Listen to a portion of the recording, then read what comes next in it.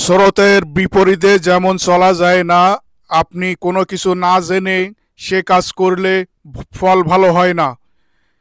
এই ছাত্র সমন্বয়করা বাংলাদেশের যে বাস ঢুকিয়ে দিয়েছে তার প্রমাণ এখন জনগণ হাড়ে হাড়ে টের পাচ্ছে। কারণ আপনি যখন হোটেলে খেতে যাবেন তখনও আপনাকে ট্যাক্স দেওয়া লাগবে। আপনি যখন এই গায়ের জামা কাপড়গুলো কিনবেন, গার্মেন্টস পণ্য, আপনাকে তখন ট্যাক্স দিতে হবে। আপনি যখন কোনো কিছুতে ভ্রমণ করবেন সেই টিকিটের উপরে আপনাকে শুল্ক দিতে হবে।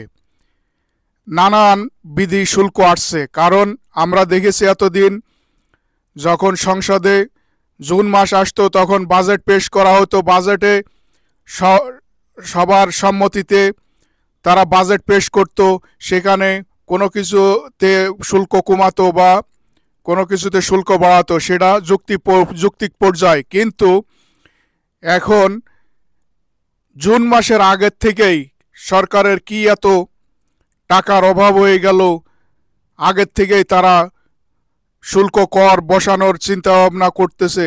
আসলে স্রোতের বিপরীতে যে চলা যায় না, তো এই সরকার এখন হাড়ে হাড়ে টের পাচ্ছে। কারণ জনসমর্থন ছাড়া টিকে থাকা যায় না।